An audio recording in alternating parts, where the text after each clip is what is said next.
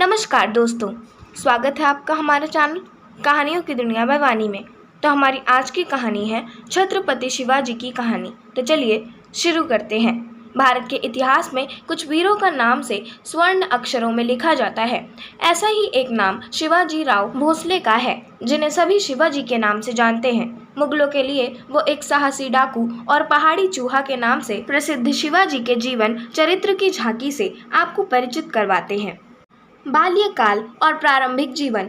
19 फरवरी 1630 को पुणे के एक छोटे से जिले के जुनार शहर के शिवनेरी दुर्ग में शाहजी भोसले और जीजाबाई दंपत्ति के घर एक पुत्र का जन्म हुआ। माता ने भगवान शिव की परम भक्त होने के कारण बालक को शिवाजी रखा। शाहजी की भोसले मराठा सेनापति थे और शिवाजी के जन्म के बाद ही उनकी माता जीजाबाई का अपनी दूसरी पत्नी के कारण त्याग कर दिया था।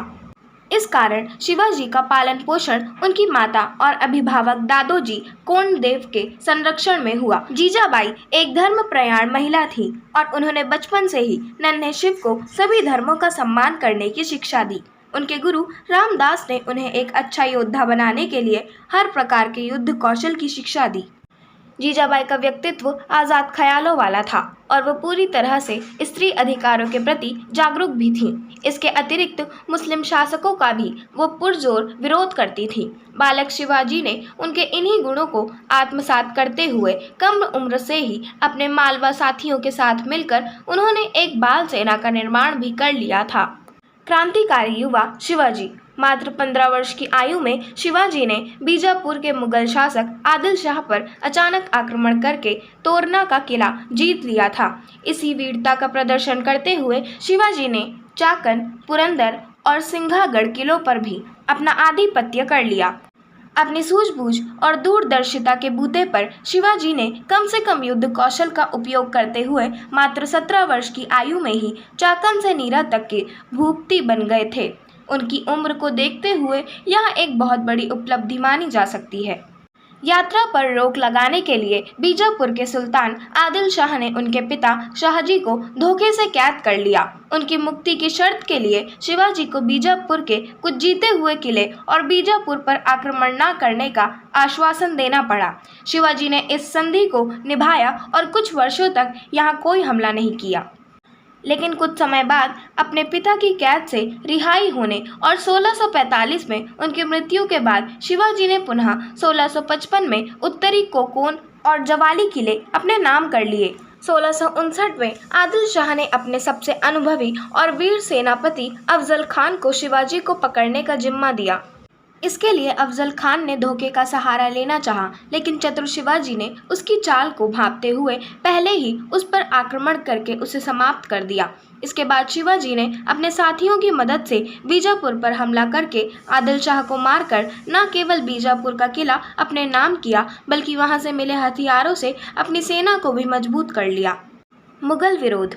1657 के बाद से मुगल शासक शिवाजी के तीरों के निशाने पर आ गए हैं और पहला पूना और 1664 में सूरत पर आक्रमण करके मुगल सेना को यहां से हटने पर मजबूर कर दिया। शिवाजी के बढ़ते कदमों को रोकने के लिए मुगल शासक औरंगजेब ने जयपुर के राजाओं जय सिंह और दिलीप सिंह को आगे किया। इस मुहिम में राजा जय सिंह शिवाजी के कई किलों को अपने हाथ में लेने में कामयाब हुआ। इस समय पुरंदर के किले को अपने हाथ में रोकने के लिए शिवाजी ने राजा जय सिंह से संधि करी, जिसे पुरंदर की संधि भी कहते हैं। इस अपमानजनक संधि के रूप में शिवाजी को अपने 23 किले और अपने पुत्र संभाजी और औरंगजेब को सौंपना पड़ा। 1666 में औरंगजेब के बुलावे पर जब शिवाजी अपने पुत्र के साथ उसके दरबार में गए तो वहां उन्हें सबसे पीछे खड़ा करके उनका अपमान किया गया। शिवाजी के विद्रोह करने पर उन्हें कैद कर लिया गया और आगरा के किले में बंदी बना लिए गए। वहां अपनी चतुराई से दोनों पिता और पुत्र फलों के टोकरों में छिपकर कैद से बाहर आ गए। इसके बाद 4 महीने के अंदर ही शिवाजी ने अपनी ताकत को दोबारा बटोरकर फिर से मुगलों पर आक्रमण करके अपने सभी किले वापस ले लिए।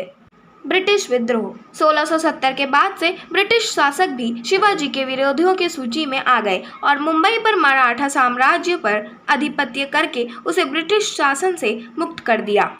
छत्रपति शिवाजी। 1674 तक शिवाजी ने अपने सभी पहले के जीते किले वापस ले लिए थे जो पुरंदर संधि में गंवाए थे। इसके बाद महाराष्ट्र में स्वतंत्र हिंदू राज्य का गठन किया। इसके साथ ही शिवाजी का विधिवत राज्याभिषेक भी हुआ और उन्हें छत्रपति की उपाधि दी गई।